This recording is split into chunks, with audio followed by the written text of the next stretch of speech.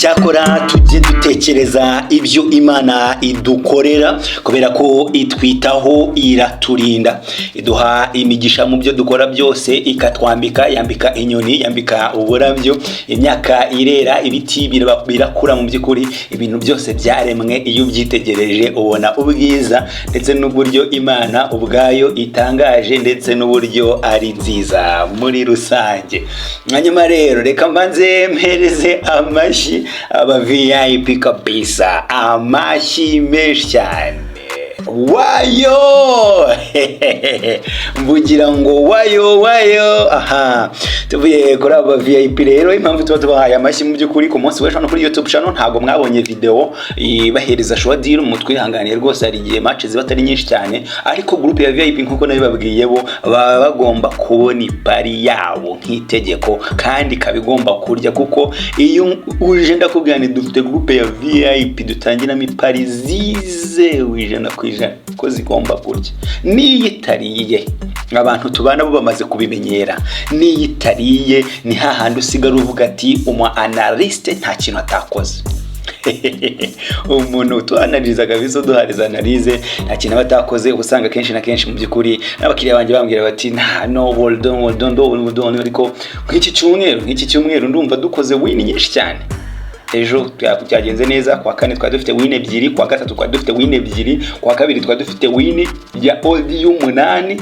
bananga none abakiriya banje bo ku munsi w'ejo nabaje nise dukore cyane dukore abenshi tise twari kwiruhukiye ko tumaze iminsi tumeze neza ariko birangira n'ubundi muze nerekani isakasa kendebe ko nababonera amakawodi kameze neza birangira bameze neza cyane cyakoze nanjye ndabashimira ko mukomeje kutwitabira muri benshi mu by'ukuri twatangiye kugira abakiriya from Zambia Malawi Rwanda Mauritania ibihugu nka za Sudan South Sudan ibihugu nka za Somalia ibihugu nka za Afrika y'Epfo mu by'ukuri turishimye cyane abakiriya bacu muri Amerika mu by'ukuri Imana ikomeze ibahe umugisha abakiriya bacu mu Bwongereza we n'umwe Imana iguhe umugisha aho uherereye abantu bo mu Faransa mwana mwaguza bonoma muze muri groupe wana ngurire ka coffee mamwe muko namwe mukora ipari mbabwire bya za Lyon na za PSG zanyu na za Marseille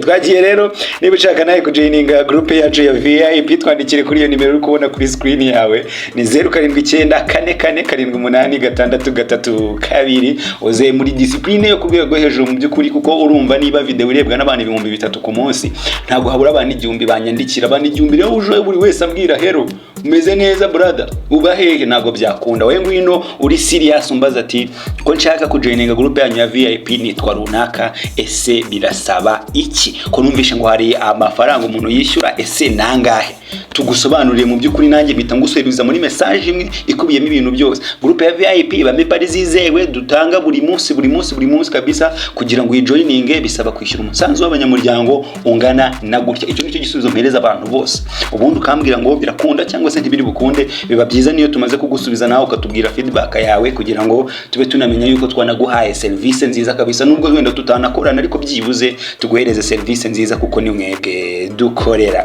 icyakoze aho ngaho ndahavuye murakoze cyane ko mubyumvishe Eka uyu munsi tuhere muri Premier League kabisa nkuko bisanzwe. Manchester City iraza kuba yakiriye equipe ya Brighton and Hove Albion ariko mbere gato yuko tujya kuri iyo match reka tubanze turebe ku rutonde rwa championnat narabibwiye ko tubanza kururebaho ese nizihe mpinduka zishoboka. Turahera ku ba champion Liverpool kabisa igikombe cyo ndumva nta bintu byo kubaza harimo difference y'amanota 15 kuri equipe ya kabiri. Shoti yanjye ntago biri bukunde ntago hano biri bukunde rwose equipe ya Liverpool hano yarakijyanye ifite ku mwanya wa mbere imaze gukina 29 ifite amanota 70. Arsenal ku mwanya wa kabiri ifite amanota 55 na mikino 28. Nottingham Forest bafite amanota 51 bari ku mwanya wa gatatu. Chelsea bari ku mwanya wa kane bafite amanota 49. Manchester City bari ku mwanya wa gatanu bafite amanota 47. Newcastle United bari ku mwanya wa gatandatu bafite amanota 47. Brighton and Hove Albion bari ku mwanya wa karindwi n'amanota 46. Aston Villa iri ku mwanya wa 8 n'amanota 45. Bournemouth ku mwanya wa 9 n'amanota 48. Fulham ku mwanya wa 10 n'amanota 42. Crystal Palace ku mwanya wa 11 n'amanota 39. Brentford 38. Hanyuma Tottenham Hotspur ku mwanya wa 13 n'amanota 38. 31, Man United na 34 ku mwanya wa 14, Everton na 33 ku mwanya wa 15, West Ham United 33 ku mwanya wa 16, Wolverhampton Wanderers mu matota 23 mu byukuri mu mukino wa 28 bari ku mwanya wa 17, Ipswich Town atatumwe nabwo na amakipe atagomba kumanuka ni Ipswich Town na manota 17 kabisa, ni Leicester City na manota 17, ndetse n'ikipe ya Southampton na manota 9. iyo byamaze kuba confirmed, iyo yaragiye byararangiye ko na ziri ebyiri zindi nazo dutko zarokoka. Ni iki dushobora kwitega ku rutonde rwa championnat rero? Ikipe icyo wamenya cyo nta mpinduka twiteze ku myanya 3 ya mbere, nta muvoma yabaho nubwo zose zatsindwa. Arsenal itsinzwe ntago iyi kipe ya gatatu yayifata ngo yindi ya Arsenal ya gatatu, no ntago byakunda. Ekipe ya Nottingham itsinzwe ntago Chelsea ya 4 yatsinda ngo yifate, Chelsea yayifata ko yagita 5-2, ariko nanone Chelsea se nanone gukina na Arsenal bundi ya match si dorora. Liverpool yo ntibazana yifata nyine umwaka uzarinda urangira batayifashe. Abwana barakavuyo ni guva ku mwanya wa 5 uriho Chelsea, Manchester City yakuva ku mwanya wa 4 uriho Chelsea kugera ku mwanya byibuze wa 7 uriho Brighton kabisa, kuko icyari cyo cyose ikipe yari yose yakoresha yahita imanuka nyine ikajya kuri iyo myanya mubwiye. Na Chelsea ya 4 yakisanga yageze ku mwanya wa 7 iramutse yitwaye nabi kuri iyi journée kabisa. Aston Villa 5 nayo ni ikipe yo ku mwanya wa 10 ya Fulham, so nabo barahangana cyane. So Crystal Palace nayo nimwe nareba ko ya moving ikagera mu makipe 10 ya mbere, kandi birasoboka bagakuramo Fulham mu gihe yaba itakaje. Brentford mu gubye kuri gutakaza kwayo iraza kubisatirwa n'amakipe arimo Tottenham Hotspur, Manchester United mu gihe yabitsinze, ikipe ya Everton ndetse n'ikipe ya West Ham kabisa. Kwa matatu manuka yo ikipe ya Wolverhampton Wanderers nitsinda match y'uyu munsi, mbisubiremo s'il vous plaît, nitsinda match y'uyu munsi, relegation battle cyangwa se urugamba rwo kurwana no kutamanuka mu cyiciro cya mbere ruraba rurangiye rwose 100%. Abarurangiye kuko itigira mu 26 isigare irusha amanota ageze ku 9, je pense. Yes, amanota kano kanya harimo 6 amanota ageze ku 9 kabisa. Zino kipe za Ipswich ntago zazayakuramo kuko nka Ipswich muri no mwaka nta mukino n'umwe iratsinda. Ikipe ya Southampton muri uyu mwaka muri season yose yatsinze imikino 2 banange.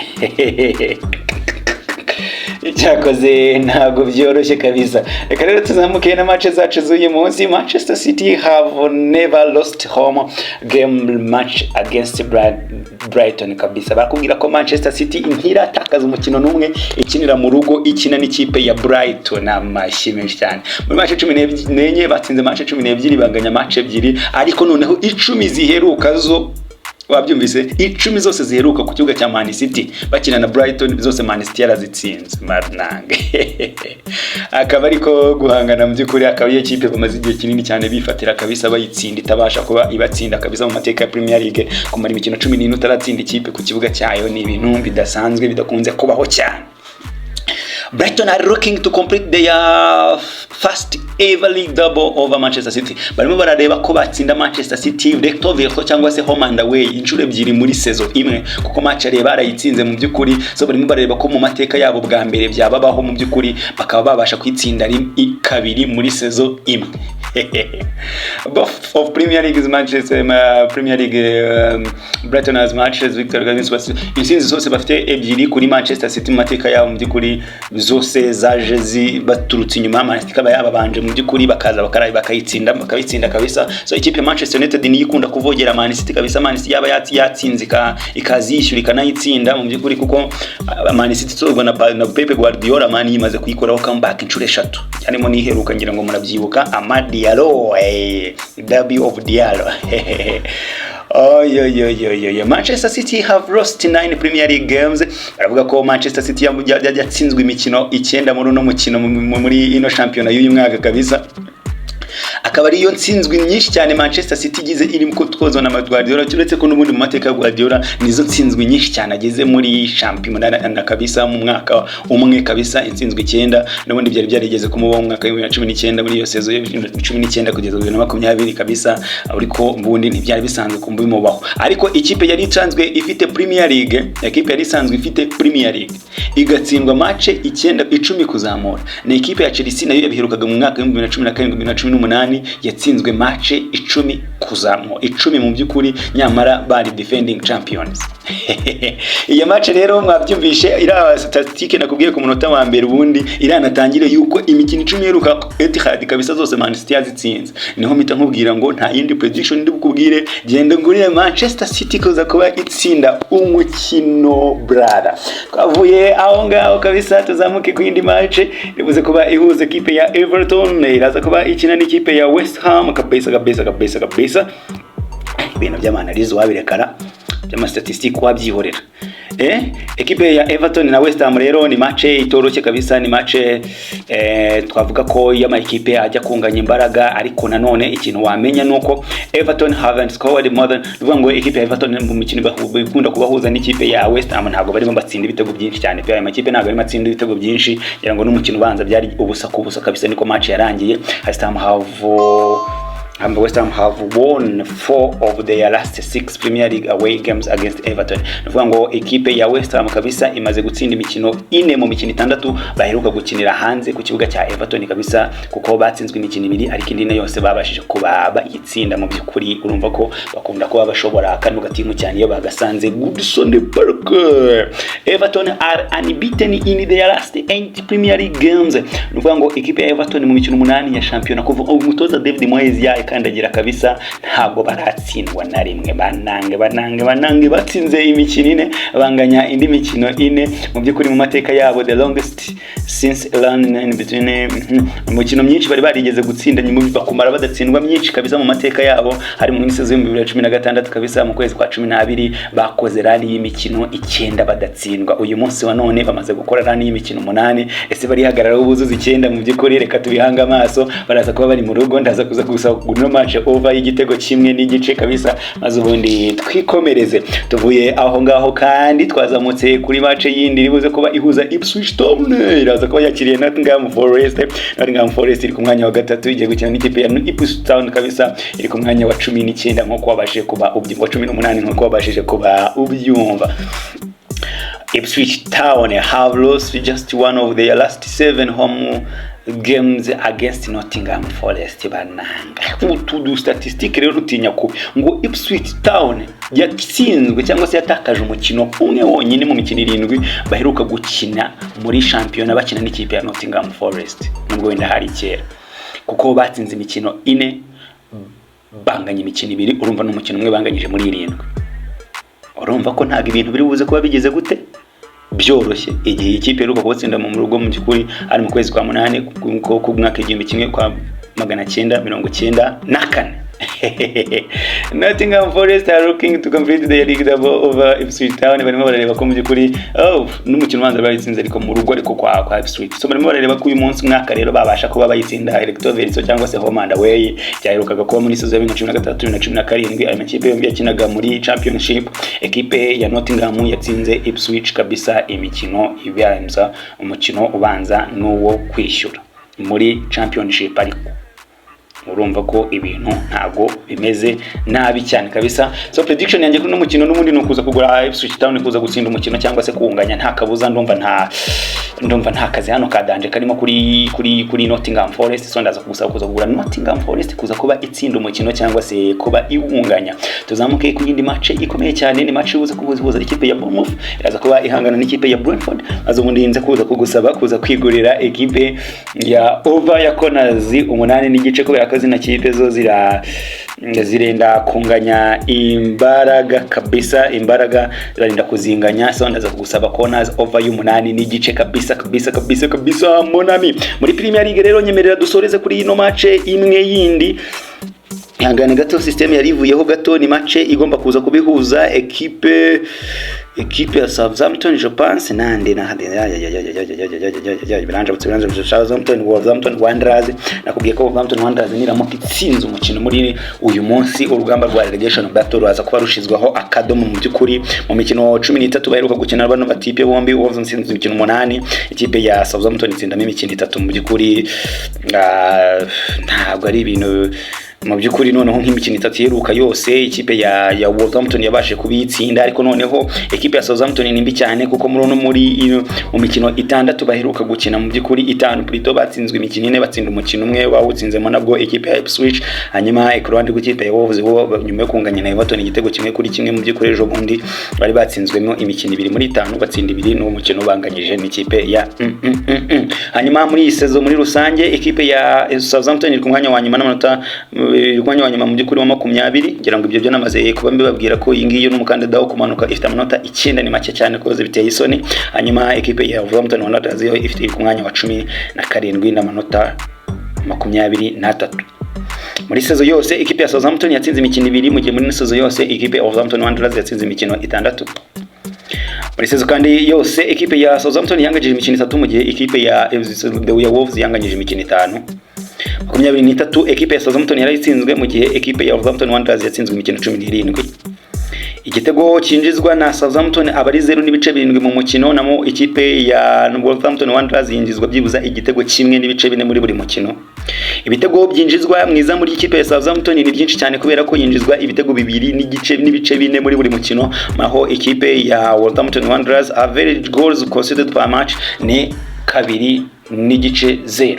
Nivuga ngo yinjizwa byibuze ibitego 2 muri buri mukino. So prediction yanjye kuno mukino n'ubundi no kuza kugura away team to score 0.5 goals. Nivuga ngo over ya 0.5 ku ruhande rw'ikipe ya Wolverhampton Wanderers kabisa ikaza kuba igifungamo kabisa. Reka nzamuke cyane muri Premier League naho nsoreje nigire mu gihugu cya Espanya ndebe yo match imwe gusa iraza kubihuza ikipe ya Villarreal iraza kwakira ikipe ya Real Madrid. Uko bihagaze kuri uyu munsi wa none Real Madrid iri ku mwanya wa 2 n'amanota 57 mu mikino 20 urumva ko iranganya amanota na Barcelona kandi iri nanone iri Barcelona yo yizigamiye n'umukino, urumva ko nago babwize bitwara neza cyane. Villarreal nayo iri kurere iri ku mwanya wa 5 n'amanota 48. barebye nabi rero aba batipe b'imihondo baza kubuza aba batipe b'imyero ikipe icyo bita amanota, ugasanga batashye bimyiza imoso. Ariko mu rwego kubyirinda baza kukubwira ko Jude Bellingham yagarutse mu by'ukuri abana baba bameze neza bafite morale bakwiye muri Champions League, n'ubundi ndaza kuza kugusaba Real Madrid kuza kubona ibitego 2 ubundi mukino biza kuberamo bikaba ibindi. Real Madrid over 1.5 ibitego 2 bya Real gusa.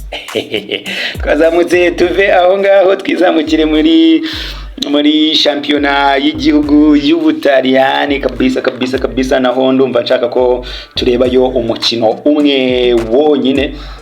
Match iri buze kuba ihuza ekipe ya AC Milan cyangwa se AC Milan kuko nkuko benshi mukunda kuba mubivuga mu by'ukuri AC Milan iraza kuba yakiriye ekipe ya Como kabisa, maze ubundi nze kuza kugusaba AC Milan kuza kuba itsinda umukino. Hanyuma tuve aho ngaho tuzamuke mu gihugu cy'Ubudage ekipe ya Union Berlin iraza ko yakiriye Bayern Munchen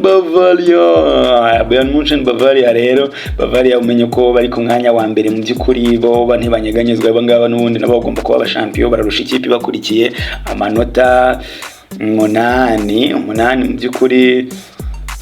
Hanyuma ekipe ya Union Berlin yo iri ku mwanya wa 14. So nta surprise ya danger niteze muri uyu mukino w'uyu munsi. Ndaza kuza kugusaba Bayern Munchen kuza kuba itsinda umukino. Monaminda gukunda cyane kuko nawe wahisemo kudukunda, nyemerera dusoreze kuri no match ya Leipzig na Dortmund. Ndakuza kuba ngusaba over ya 2.5 maze ubundi ibintu bibashe kuba bigenda neza cyane. Twandikire kuri iyo nimero uri kubona kuri screen yawe ni 0794478632 utubazo utise bisabi iki kugira ngo joining group ya VIP nanjye nje nibonera ipari nk'izi kabisa ziba zizewe ko ziba zigomba kurya buri munsi. Ikindi kandi mu by'ukuri ndabamenyesha ko ku munsi wa gatandatu tutadufite ibintu byinshi cyane kabisa, mutwandikire hakiri kare kugira ngo akazi tugakore kare maze ubundi twigire mu zindi gahunda natwe tumeze neza. So Imana barinde rero ndabakunda cyane ko namwe mwese mukudukunda muze guha muronke mu by'ukuri abakuri pari namwe mbifurije amahirwe masa. Tukaduza gusubira ku munsi w'ejo dufite match nyinshi. Manchester United irabanuka ku munsi w'ejo,